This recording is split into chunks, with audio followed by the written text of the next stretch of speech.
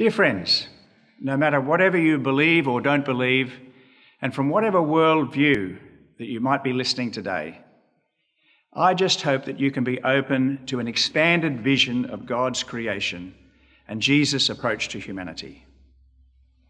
This week's readings from the Book of Wisdom and the Gospel of Luke speak to us of the universality of God and how Jesus invites us to engage positively and inclusively with all of humanity. We reflect also on what the term and identity of Catholic really means.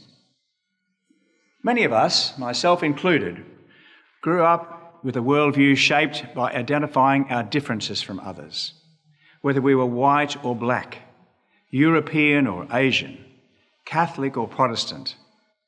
Such discrimination continues today in some people's actions. But long ago, Jesus gave us a dramatic example of the universality of his love at Jericho, where a lot of roads and peoples come together. And there he saw the much despised Roman tax collector Zacchaeus sitting up in a tree, and he called him down and asked to stay at his house. Everyone complained. How could Jesus associate with such a person? But Jesus needed to show them what it really meant to love your neighbour, especially when they were different to you. Zacchaeus was transformed by the outreach of Jesus, and he committed to changing his ways.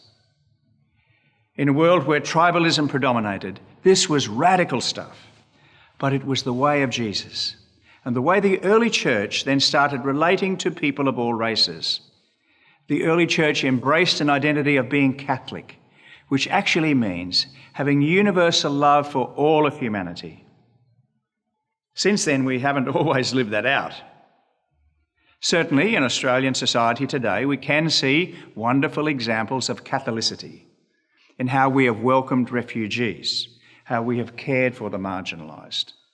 But we can also see dogged individualism and occasional bigotry, both here and abroad, in people who identify as Catholic or some other religion.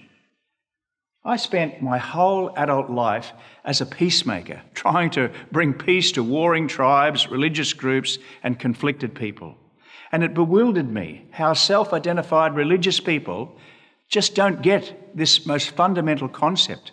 To be truly Catholic or Christian requires us to display a gracious attitude to all, not just those we're comfortable with or share the same beliefs with.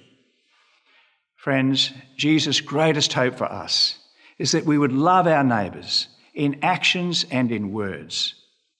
In following the way of Jesus, let us shake off our prejudices and graciously respect others, irrespective of their beliefs, identity, or background.